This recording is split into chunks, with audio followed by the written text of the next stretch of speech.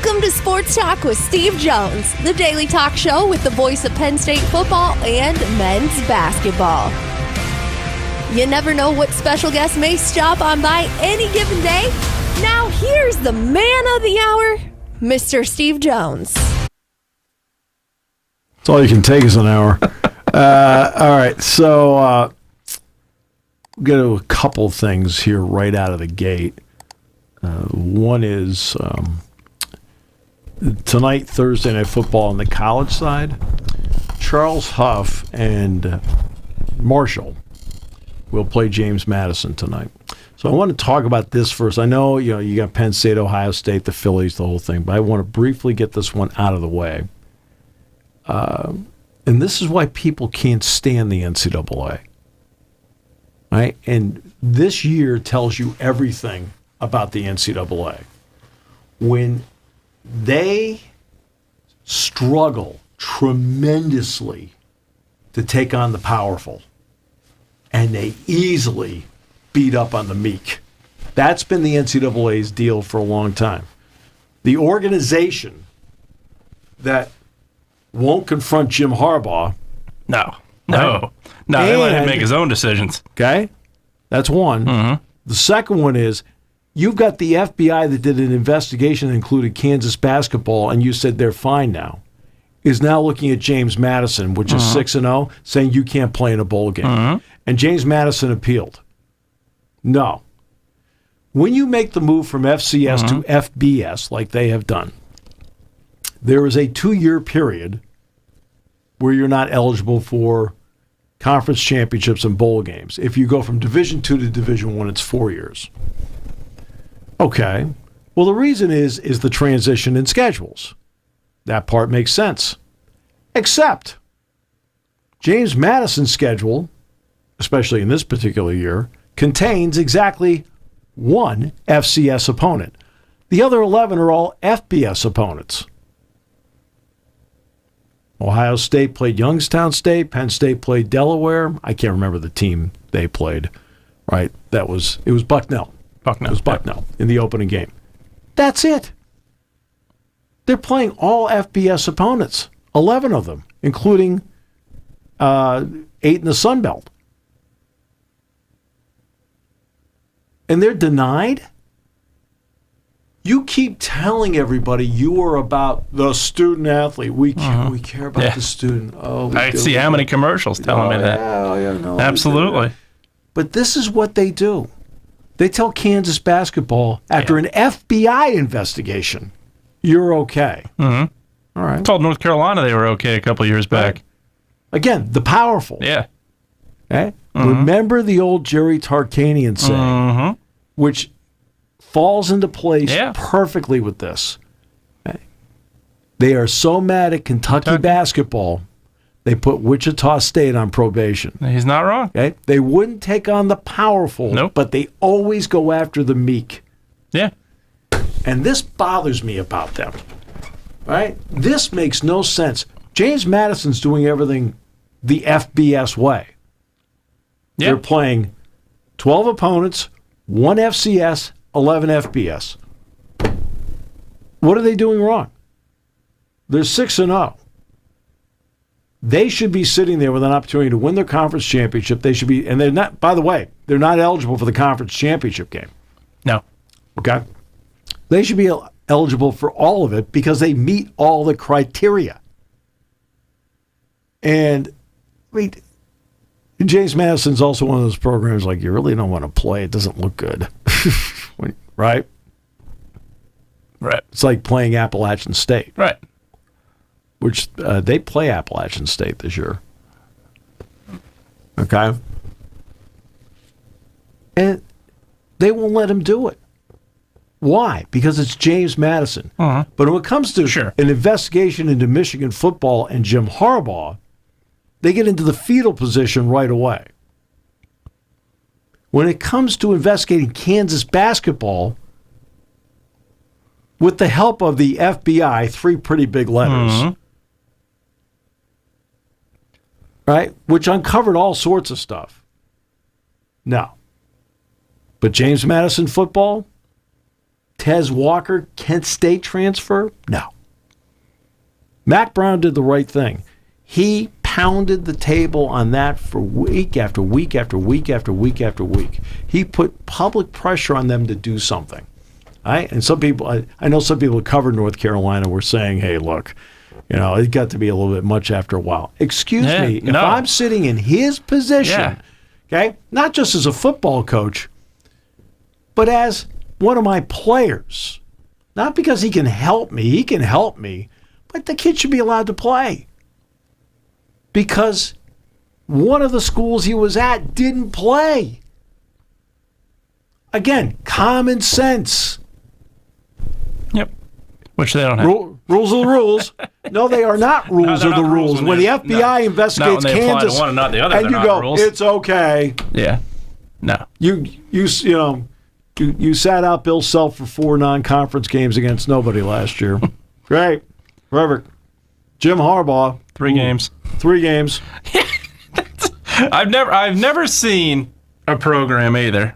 And look, we've made this point 100 times, and why not make it 101? We've made this where I've never seen a program where a suspension was 4 games, and no, we'll self-impose it. You reduce it a game, and it's fine. I've never seen that. I've not seen it once. Okay.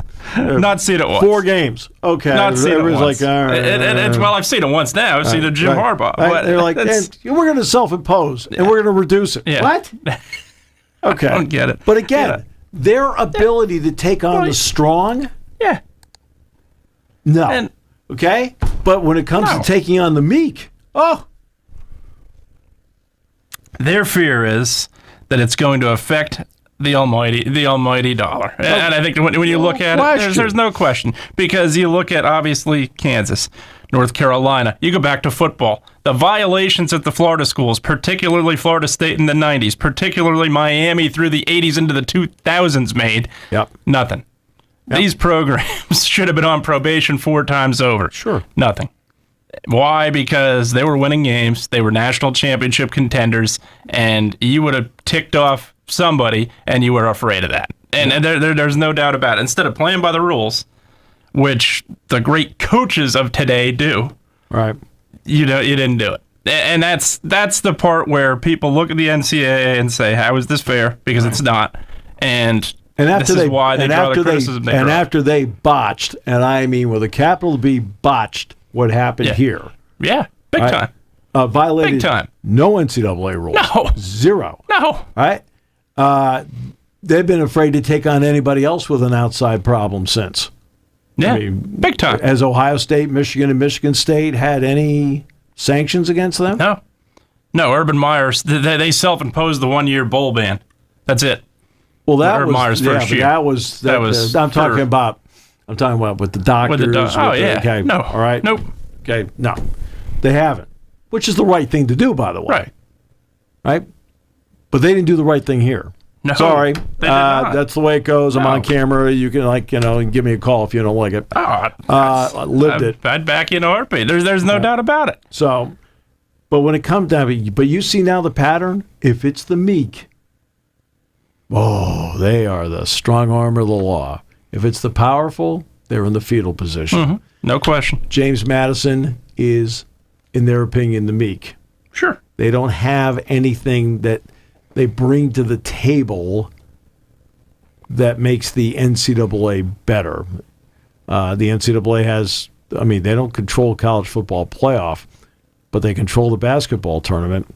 Doggone North Carolina and Kansas, and it's all copacetic. It's all good. It's okay that they're reading at a 3rd grade level because they violated academic standards 15 times over, but it's okay to have somebody sit in and take your test for you. It's about the money. The student athlete. Sure it is. You bet. Nothing to do with the green. It's all about that student athlete. I've seen the commercial 472 times. Absolutely. It's they're so full of it. Going pro in something. You know why they call it student athlete? It's a legal term. You want to know why? No. So they have to pay them. Makes sense. Yeah. Yeah, and they care so much about the student athlete they were pondering the thought of during the pandemic of playing college football in the spring and then making them come right back in the summer and work out and then play in the fall. Care so much about student athlete, not giving them any time to let their body heal. If that would have happened, fortunately, it didn't. Well, no, but it happened in other. It happened in other schools. Yep, Patriot League, sports. Ivy League. But yep. it happened in other sports, though. Yeah, sure. And happening in other sports. Yep, that's a good point. You talk to, I've talked to a lot of our coaches here. Yeah, volleyball special about this. Yep. And you know what? They all said how difficult it was to do it. There's no doubt, and that's. It's not really a cliche or a phrase that your body operates on a clock, and it does. It needs time to heal, and you gave it no time to heal when it came to something like that. Yeah, these athletes just pour their heart and soul into their sport, pour their heart and soul into academics and athletics combining, and you do something like that. Yeah, that is not showing how much you care about the athlete. Their argument's going to be, well, we let them play. Well, yeah, sure you did, but you also put them on a clock where you ran a high risk at every one of them. Yeah. I just see stuff like that, and I'm like, I said, you have to be kidding me. Mm-hmm. So, and it takes literally less than 2 minutes to look up the James Madison schedule. Like, if it was littered with some FCS, say they had 4 FCS opponents, right? As a non-conference, maybe previous contracts. All right, you know what? I'm there. I can completely abide by that. But when I see that they have the same schedule, it may not be the same makeup of teams, but because they're in the Sun Belt Conference, Sun Belt, they play a full Sun Belt schedule, okay? And you see one FCS opponent, you sit there and go, something is wrong here. And if I can look it up in 2 minutes, somebody in Indianapolis, or probably working from home, can look it up as well. It's wrong. And it just... But you know what? We're all about the student athlete. Sure they are. You bet. Yeah, that's right. We're all about that. Okay, so your team, the Phillies, back in action this afternoon. It's going to be interesting to see how many Phillies fans are at the game. Yeah, because you look at the price. Some of the tickets are like $10, which is great. Yeah. I mean, at Citizens Bank Park, that's a beverage. Not even. It's $15 for a beverage there. I've heard. You've heard? I think you've lived it. You've lived it. You've gone in there. You've done it. Well, I remember Ken Hickman talking to me, and he said his wife said, "How many of these are you having?" He said, "What at this price?" Yeah. You betcha. Yeah. Yeah. Well. Yeah. But yeah, it's a different atmosphere. Look, this is the time the Phillies can put a hammerlock on the series. Absolutely. Here. I will quickly because last night, Houston, you explained to me why they're so good in the road and then home they struggle. And they literally responded every time. Yeah, but they're 1-3 at home. Yeah. Right now in the postseason. I can't figure it out. On the road, they're 3-0. On the bright side, they get to the World Series. I think, as far as I know, it would play out. They'd be on the road to start. They would be on the road to start. So Tommy McCarthy and I talked about that earlier. Yeah, be on the road, and the Rangers would host. Right. Tommy McCarthy is going to be doing the Indiana game on CBS. So it's not going to be Brad and Gary. It's going to be Tommy McCarthy. And Tommy told me, he says, if the Phillies, he said, I'm going to have to get back. I said, be honest with you, Tommy, you can make it. It's not, Yeah. Because, the World Series game is going to start till like 8 o'clock or something like that. Yeah, it'd be probably about 8 o'clock, yeah. But as long as it's not last Tuesday, or Tuesday in Philadelphia. Oh my goodness. Yeah. That was, I have heard nightmarish stories from several people who have attended that game that were getting into there and got in about 1 or 2 o'clock, let alone the ones trying to get into game time. Right. So, but this is the one they could put a hammer lock on. I think so. And take care of business. Corbin Carroll is a very, very talented player. Mm-hmm. Part of his job is to set the tone. Yeah. Okay. What he hit 20-something home runs and he stole 54 bases. Yep. Okay. And you saw in the Milwaukee series in particular, and at some points in the Dodger series, but really in Milwaukee, how disruptive he is. He led off the game in Game 1 with a broken bat single at center. And then he opened up Game 2 by reaching on a Trey Turner error. And each time he never moved at first base. No, and you're talking about a guy that hits behind him who's been almost Marte. Impossible to get out, Marte. Yep. But you're talking about a guy with 54 stolen bases. Yep. I need him to set the tone. Absolutely. Okay? You've got to play. When you're you're the underdog. It's okay to play that small ball approach. But not just small ball. But also be aggressive. Like, be aggressive. Yeah, absolutely. And guess what? Right away, you felt like that Arizona was playing tentative baseball. Sure. Right out of the gate. Yeah. You're talking about force the issue. He throws you out. At least you force the issue. Yeah. Hey, I'm not telling a guy who had 4 stolen bases this year to go. Right. I'm telling you the guy with 54 stolen bases to go. I mean, they may not score a run, but at least you're saying, hey, look, we're here to play. I watched him sit at first base after leading off each game by getting on base, one on a broken bat hit and the other one on an error, and not move. And that told me that the mindset in that dugout was tentative. I think they have no chance. Right. I mean, I agree. I mean, that to me is not. That's not how you need to play this. There's time to do it, time not to do it. That's the time to do it. Absolutely. And I think we talked about this on Monday, I think it was, Monday or Tuesday, where we talked about crowd atmosphere, how it doesn't affect a lot because, people have been there before. The experience has been there before.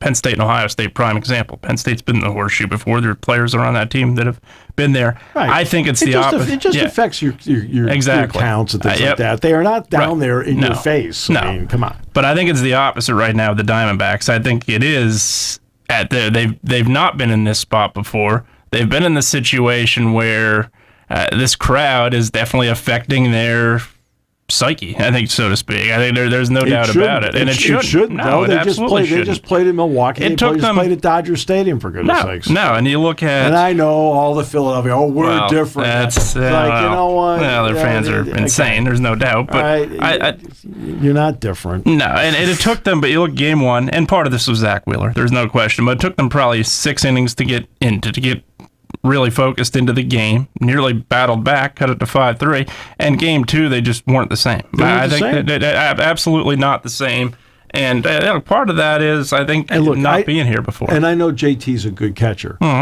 but guess what? It's good on good. Go. The bases are 4 inches wider at each end than they used to be. Yeah. Go. Right? He gets you. Well, at least you're being aggressive. But and it's not like you're sitting there facing left-handed pitchers that can hold you on. It was like, go. And I just felt like at the end of each first inning, I thought, what are you doing? I kept waiting for him, and so did TBS. But TBS has it, or Fox. No, Fox has it. TBS has the champion. TBS has the NLCS. Yeah. I mean, Brian Anderson and those guys are like, they kept pointing the camera on him. Like, finally, after a while, even they gave up. Like, you got to be kidding me. You can't do that. And I would be, if I was in Phoenix, I'd be very critical of that. Because I just feel like, okay, you're the underdog, you're on the road, push it. Yeah. Right? And guess what? You make it, and everybody says, okay, you think the ballpark's going crazy if you make it? No. They're like, oh, geez.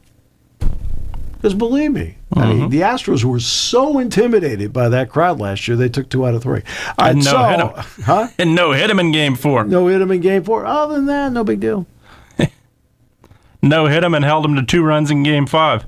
Yeah. Should have been 1 run. Yeah. So they're intimidating. Yeah. Like, are they like in my face yelling? No. And Game 3. And there's security all over the ballpark. Right. Yeah. Yeah. In Game 3, they figured out they had something on Lance McCullers. There's no question. No, last year there was no doubt. No, they not a shadow of a doubt. But look, they have the 2 pitchers at the front, which are better than the 2 pitchers at the front for Arizona. Absolutely, it's just the way it goes. And Suarez is good. Suarez doesn't get a lot of credit for what he does. Good pitcher. I've always given Suarez a lot of credit. Absolutely. Oh, I've always liked him. It's like he's not good a pitcher. 1 or a 2. Gets himself into jams, but he gets out of them every time. Great breaking stuff. Great location. So we'll see how it goes. And then there's the Astros. Hey, we're on the road. I feel better now. Really? And they just responded last night to everything. You look at the Rangers, Young gets a home run, Astros reply. Another home run, Astros reply. It just felt like they had an answer for everything. They look like a different team. Yeah. It's strange to say, but they just look like a different team. And doggone Alvarez. No. All right. I remember last year at the midway point of the season, we all know Aaron Judge ended up hitting 62. And the world is enamored with stats, of course. Hall of Fame tells us that. And him. And him. Yeah. And Jason Stark did an article that he wrote for The Athletic. This is at the All-Star break. I know it's a lot about Judge, but my first half MVP is Yordan Alvarez. Well, I did a segment on the show I was doing about that, and the guy I work with, Matt Catrillo, is a huge Yankee fan, and and Aaron Judge can do no wrong. Right. In fact, for 2 months he just sat there and did nothing this year. I'm rehabbing. Hey, thanks. We sort of need you right now. And he says, how absolutely ridiculous, blah, blah, blah. And I said, excuse me, do you know how good this guy is? I said, you're entitled to feel that Judge is the first half MVP. I said, please, I'm not arguing with that. I said, but don't put down a guy that is an immense talent that's another immense talent. I said, the difference is in postseason. This dude produces. Okay? Now, I know that this is a first half award on the regular season that the writer was proclaiming. It was Jason Stark. I said, in the postseason, I said, which one of the two would I rather have? Yeah, not even close. I said, no offense. Not I said, even I'd close. rather have, I said, I've got the key at bat in the game. I want Alvarez at the plate. I said, I want Judge watching. Yep. He's a 214 hitter in the postseason. 214. Right. Yeah. This guy hits home runs in the clutch all over the place. Seattle's got game 1 wrapped up last year. Yeah. Alvarez goes deep, wins the game. Phillies game 6. Yeah. Leading 1-0 into the pitcher's duel. Alvarez hits a 450-foot blast. And look what he's done in this postseason. Yeah, it's been huge. I mean, let's. I want to give Abreu credit. He's unhittable. Yeah. I look at this guy. Let's just take a quick look. I mean, first of all, he's a big man. He's like huge. 6'5". I mean, Judge is 6'8". But let's see here we go. This will give you the complete rundown on this guy. And just let's see here. Last 5 games. Last 5 games he only has 8 hits. That's it. Yeah, that's it. He's 8 for, 7, 15. He's 8 for his last 20 at the plate. They're all postseason games, by the way. 500 is just not a really good average. I think he's hitting under 500. He's got to get to 500 to be considered great. Disgrace. So. 2-strike hitter, too. That's the other part of it. 33 home. The last 3 seasons, 33 home runs, 104 driven in. 29 home runs in a limited season. Stop it. No, I really don't care about your ad. Get out of here. 37 home runs, 97 knocked in. Last year, 31 home runs, 97 knocked in. Okay. Now let's show postseason batting. He has played in 54 games in his postseason career. He has hit 12 home runs and driven in 36. That's it. Yep. In 54 games, he's hitting 272. This year, he hit 471 in the series against the Twins. He's hitting 364 in this series so far against the Rangers. And the consistency, too. You've seen guys in the Astros drop off, Jeremy Pena being one. I think pitchers have figured him out for sure. But he's just a kid. Exactly. He's a kid. He's going to learn stuff, and he's in the sophomore slump. But, man, Alvarez has been completely clutch. Last night he had the big hit that got the insurance run. He's a great player. No, he is a great player. Let's see. And he just a terrific player. So, yeah. Obviously, I mean, look, I'd rather have him at the plate with the money on the line. Oh, there's no doubt. Yeah. Well, obviously, if the bias for me would I'd have Harper over anybody, but I think Yordan is right behind him. Harper's I'd take Harper over Judge. I'd take Alvarez over Judge. Not a doubt. I'd take Mookie Betts over Judge. Oh yeah, I'd absolutely take Mookie Betts over Judge. Right. I'm sorry, he just doesn't produce when the money's on the line. Yeah, you're talking absolutely. You look at the greats.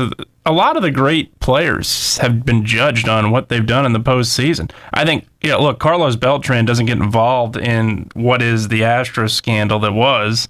I think there's a very good chance he's in Cooperstown. Probably not going to be now because of that cloud that's over him. But you look at what he did in the postseason.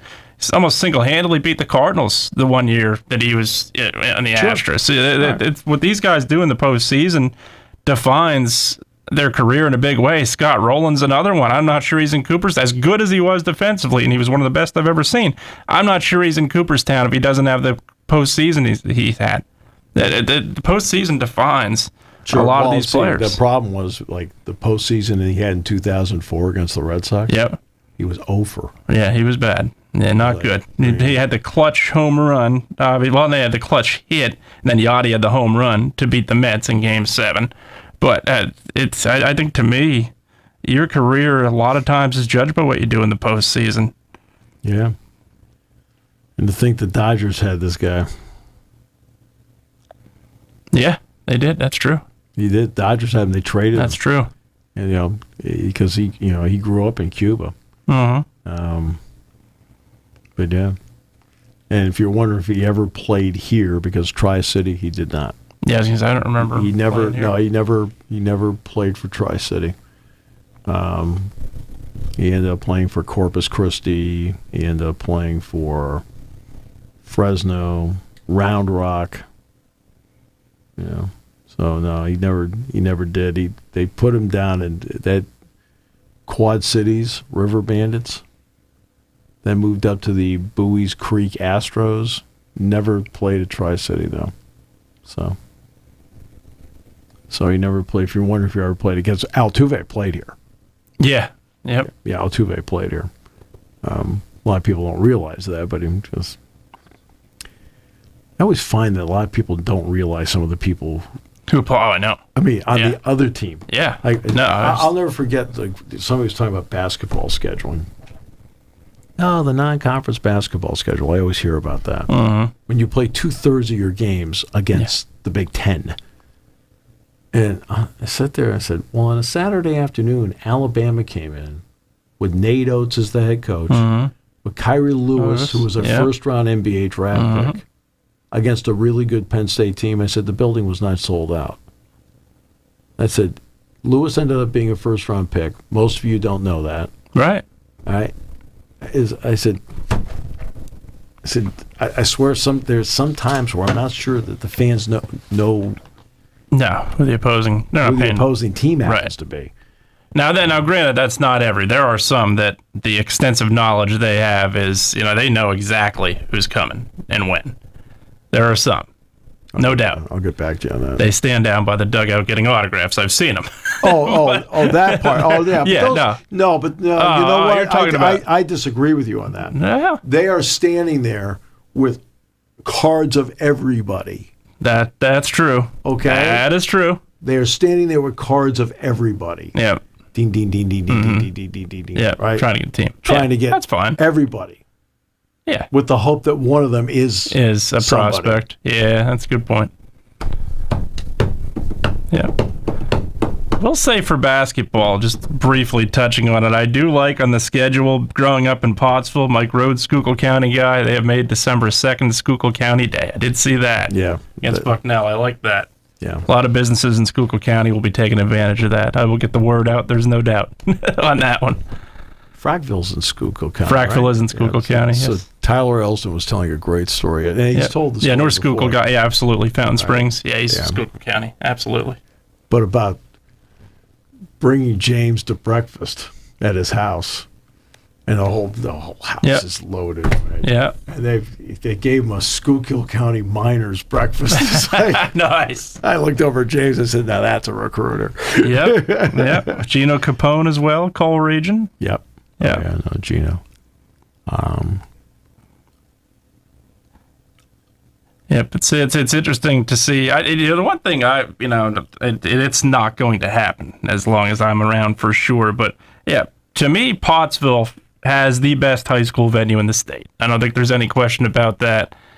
And can potentially at some point, I think, host. Now, look, they hosted Penn State wrestling many, many years ago. Mm-hmm. At some point, could host a exhibition Penn State basketball game. That would be my hope down the road. We'll see. See if the powers can get in touch with somebody somewhere, and if that could happen somewhere down the road. But I do like that they're honoring Schuylkill County. Mike Rhodes, Schuylkill County guy. I told him, I said, my goal is to be an honorary Skook. There you go. I'll tell you what.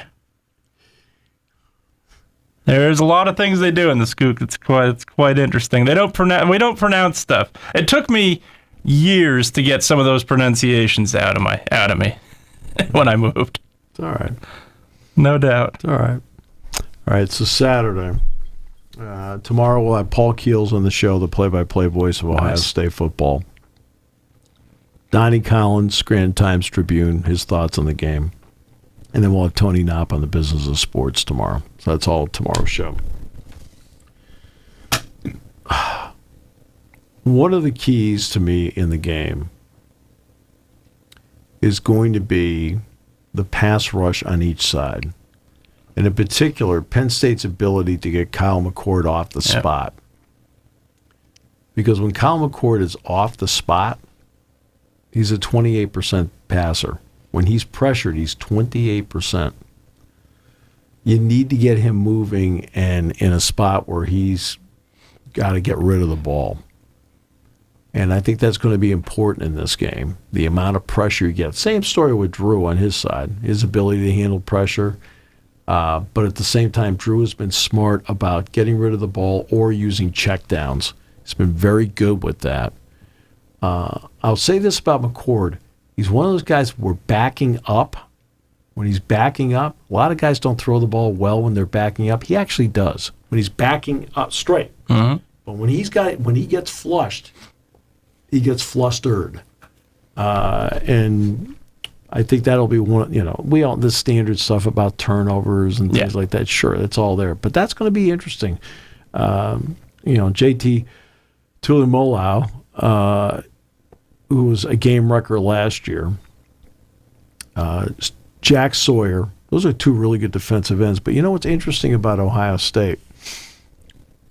We know, and you know how well I know Larry Johnson. Mm-hmm. So Larry was one of those guys who really was one of the first guys that, like, hey, we got a bunch of guys here, let's play a lot of them. Keep everybody fresh, and Ohio State always had that pipeline of guys that could do that. You know what the difference about this team is? They don't have that. No, not the depth, especially the depth advantage is clearly Penn State in this game. But they don't play as many guys up front. No. I mean, Tyleik Williams, watch him play. He is a good player at tackle. They're going to have to Okay, this guy already has 27 tackles in 6 games. It's pretty good for a defensive tackle. But they play a lot of minutes with these guys. Michael Hall may be the bigger name of the two. Williams is playing better than Hall is. Sawyer is very good at that one defensive end, 33. And Tulimolao is, we all know how good he is. Mm-hmm. And he's been very good. He's been very good. But, remember last year, I think Zach Harrison was with him last year, right? Yeah. So there were times when Tulimolao was not the starter last year. Right. Well, now he is. The two linebackers are just Eichenberg and Steel Chambers. Unbelievable. As much as, Penn State with Curtis Jacobs and Abdul Carter, these guys are all side by side with each other. There's no difference. They're all 4 terrific linebackers. I'm very interested. Denzel Burke got hurt in the Purdue game. Mm-hmm. He's of all the guys they have out. If you're going to ask me, I think Henderson's playing. All right. I think so. I think he's playing. Yep, I think there's a really good chance Egbuka's playing. Yep. The concession will be you won't return punts. Ballard will return the punts. Burke's the one I'm not sure about because he got hurt in the Purdue game. And it'll be interesting to see what happens with him. He wears number 10, if you're wondering. Xavier Johnson is one of those underrated, under-the-radar, former walk-on that his teammates love. He can play wide receiver. They put him last week. They put him in at a period of time at tailback. Dallin Hayden played a lot against Purdue. They want to redshirt him. But he's only played in the 2 games so far. He has 2 more games to go where they, and I know Ryan Day said earlier in the week they was going to sit down and talk with him about what's going on. But they can play him in 2 more games. So this can be one of them if they want, depending on the depth they have, because Trainham evidently got a concussion against Purdue. And Mayan Williams has been out, hurt. They're getting Henderson back. In my opinion, they haven't said they're getting Henderson back, but I think there's a good chance. He warmed up last week at Purdue. He made the trip. Yeah. Egbuka didn't make the trip last week. He had an ankle. And right at the end, right near the end of the Maryland game, that's when he got hurt. And so last week, without Egbuka, they used Carnell Tate a lot, 17. Good player. And of course, they have Julian Fleming, who's very good. And Harrison's exceptional. And I'm watching the Purdue tape because I already saw Ohio State. I saw the Maryland game. I saw the Notre Dame game. So I've seen a lot, but I want to at least watch the last game they played. There was one play. Harrison actually had a drop in the game. Okay. There was one play where the Purdue, he's either a true freshman or a redshirt freshman corner, made a play. And he's woofing at Harrison. I'm sitting there going, what are you doing? Yeah. Hey, just go back to the huddle. You made a play. Right? You want to know the thousands of plays that guy's made? just go back to the huddle. But, hey, we just talked about the Phillies with the crowds. Do you think Penn State is even remotely intimidated going in there? Now, do you have to do certain things? Absolutely. Like silent counts, things like that. You don't have to always do it. You don't always have to do it. No. There'll be moments that you'll need it. Okay. All right. And that's fine. But that's where the crowd comes in. We're an intimidating place to play. It's like, okay. I always feel they're a big boost for the home team. The Penn State crowd boosts Penn State. I really don't think. That's it. Right? When they're playing, I don't care who they're playing. I'm sorry, Caleb Williams had a bad night the other night. I don't think he was intimidated by playing at Notre Dame. No. Nope. No. And, nope. Sorry. It's just, I know it's I know I feel like I'm a myth. Especially, we're talking about Notre Dame Stadium, where you had to see a red when Nebraska came there. You had a lot of Ohio State fans made that trip. No, I don't think that is by any means. Yeah, USC, though, doesn't really travel. No. Especially, when you're talking about going to the Midwest. But they're not going to jump out of the stands and be in your face. No. Okay? They're not threatening you. No. Right? No. I would say they're loud. No, and Iowa's different, but Penn State's won there. Oh yeah, Iowa's a lot different because they're right on top of you. They're right on the literally the bench is right there. Yeah, Penn State's won there. Yeah, Ohio State used to have the track in there, if you remember. Yep. And the worst seats in the house were row 1. Yeah, because you people, that's true. Because you're sitting there in row 1, and the football team's in front of you. In front of you. Yeah. Now they've lowered the field, closed it in. Michigan State lowered the field. Michigan lowered the field. I'm trying to think if anybody else did. But yeah, I remember when I first started doing Penn State Ohio State games, track was still in there. Okay. I mean, when I first started here, the track was in Beaver Stadium. Then they came up with that idea. I think I'm trying to think if they lowered the field. I don't think they lowered the field here because what they did was they jacked up the stadium. Say they expanded it. Yeah, 91 was the first one when they section by section put that concrete in. Yeah. I think they didn't 91, lower the field. 2001. I think were the two big ones. Yeah, renovations. Yeah. So no, they took the track out in 77.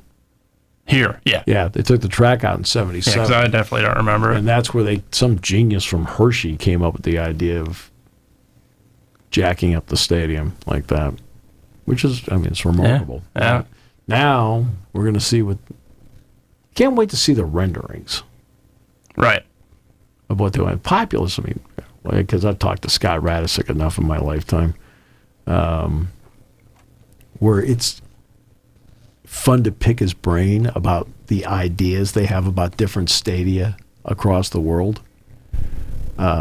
He was the one that told me about the Tottenham Stadium with the 2 fields and how you hit a button and one, the pitch comes up, peels together, perfect, boom, pitch comes up, football field comes up. Like, wow. Expensive, but pretty cool. Yeah. Right? So I'm going to be interested to see what they want to do with the stadium as to what they want it to look like when it's all said and done. And we know that the different look is going to be on the west side. Sure. That'll be the different look. I've had people ask about this.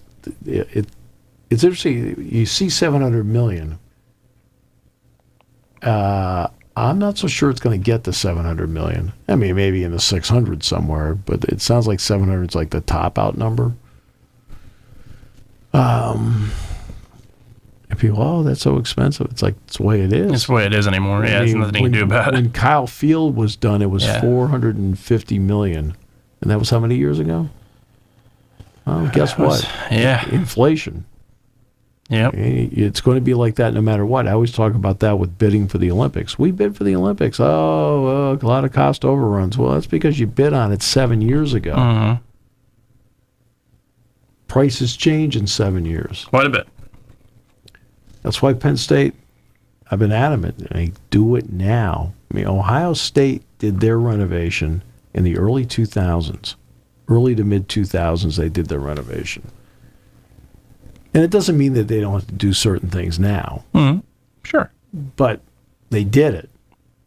And because they did it when they did, it's cost effective. Now, at that point, Penn State, at the same time, had built the south end zone up. That's, with the club seats and the upper deck there, which is still structurally, terrific. And I don't ever hear any complaints from anybody about those 2 sections there. The only thing, I have gone to the top of the one. Just one day in practice, I've never gone. I'll say this. It's steep. I don't mean going up. I'm talking about coming down, like going. I held on to the rail coming down because I was like, boy, this is kind of steep. But But you have a great view up there. Oh, you do. Yeah, I remember I went there. I'm trying to think of what game it was. This is many years ago. I think when Eastern Illinois, I think Bowman was still here. So Eastern Illinois maybe was the game. Yeah, Bowman ran back. Yeah, but ran back the big one. Yeah, they sent me to the club level, and I had the view from there. My goodness. Yeah, the club level. It's incredible. Yeah, the club level. But I'm talking about, I went to the very top of the stadium. Of the upper deck there. And, wow, great view. But at the same time, I remember thinking, okay, hold on to the railing. Yeah. And I'm not usually. And I did that, when they first expanded in '91, and I went up to WA and the other sections. Yeah, I only did it the one time, and in the stadium. I mean, it was a practice. The stadium, so it was essentially empty. I said, well, let's at least see what it looks like up here. And I've gone to the top of the north side too, so it's not like I haven't. Yeah, that was a long time ago. But I'm interested to see what the renderings look like. Yeah, I think almost everybody is. Like, what does it, in the end, what's the plan here? I'm interested to see what they do with the luxury seating on the west side and with the press box. Because you know what? Now, Michigan could do this because Michigan's stadium is built in the ground. Yeah.